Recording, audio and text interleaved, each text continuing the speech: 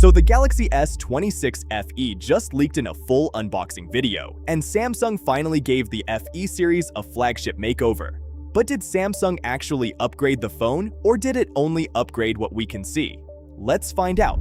The S26 FE finally looks like a flagship. Samsung replaced the old separate camera rings with a cleaner camera island, added a glossy glass back, and introduced that new blue-purple color. This might be the best-looking FE Samsung has ever made. But there are already signs that this is only a design upgrade.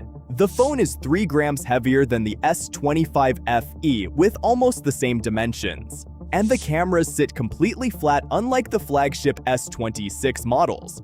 Then you turn it around, and the illusion breaks. The thicker bottom chin is still there, reminding you this isn't a true flagship. But this is where things get interesting, because once you look past the new design, the upgrades become much harder to find. And the cameras are where the old bones start showing. The main 50-megapixel sensor is unchanged from the S23 FE, and the telephoto camera is still the same 8-megapixel sensor from the S24 FE.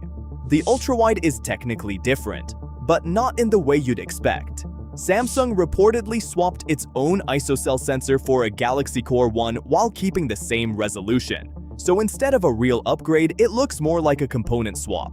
The one real upgrade is the processor.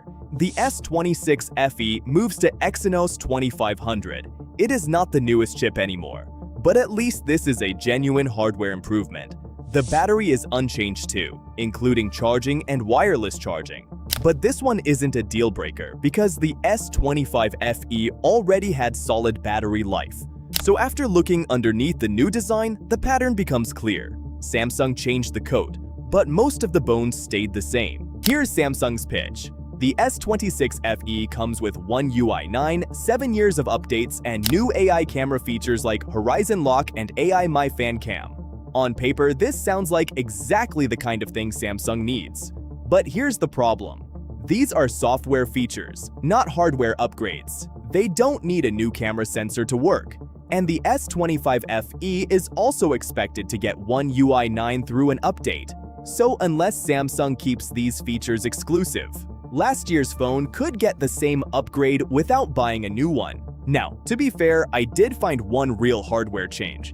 An FCC filing revealed that Samsung added a Qualcomm Wi-Fi and Bluetooth chip inside the S26 FE. It's not the main processor, but every previous FE model used Samsung's own solution, so it's a small upgrade. But ironically, it might be the only truly new piece of hardware in this phone. And this is where the S26 FE becomes difficult to recommend, because if Samsung kept the same cameras, the same battery, and most of the same hardware, the price should have stayed the same. Instead, the S26 FE is rumored to start around €50 more for the 128GB model. And that makes the upgrade harder to justify. So should you upgrade from the S25 FE? Absolutely not. And if you're buying new, the S25 FE at discounts might be the smarter choice. The S26 FE looks better, but that's mostly what you're paying extra for. And Samsung might have another device with the exact same problem. The Tab S12 Ultra has a new price, but is the upgrade actually there? Watch this next right here. This is Techtics, and I'll see you there.